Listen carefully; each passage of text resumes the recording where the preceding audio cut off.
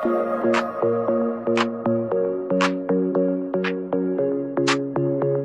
are starting to engage volunteers kasi sa BJMP, although we are confined, diba, sa ating mga jail facilities, we are very much open sa ating mga volunteers na pumupunta sa ating mga jails. And part of that is volunteerism talaga. Kaya napakalaking halaga ng partnership.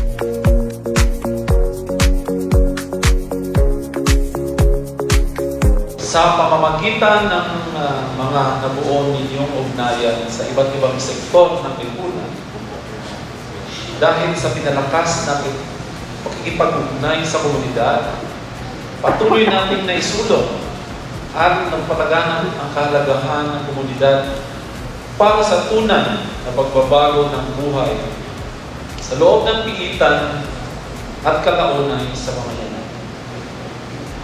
Kaya sa puntong nito, nais kong pasalamatan ang lahat ng ahensya, organisasyon at mga individual na naging katuwang ng BJMP sa kampanya natin sa pagbabagong buhay ng mga persons deprived of liberty.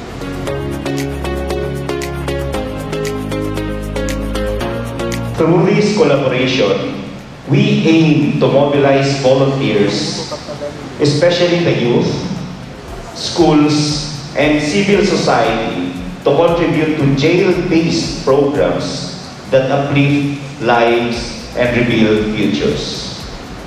Let me emphasize, volunteerism does not erase the past, it illuminates the future. It tells our PDLs that they are not forgotten.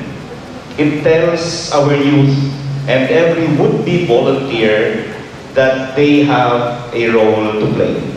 And it tells our communities that healing is possible through compassion, shared responsibility, and active citizenship.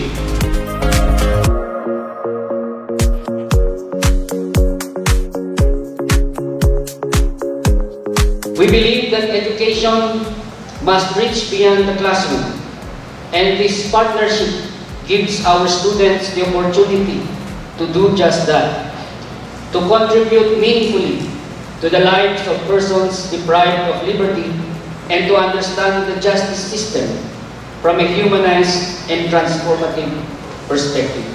We are not here merely for compliance. We are here because we believe that every person, including those deprived of liberty, deserves access to programs that restores dignity, fosters growth, and offers a path forward. Let us continue to build lasting bridges between institutions of learning and institutions of reform. Through the partnership we have just forged today, we are not merely strengthening organizational ties.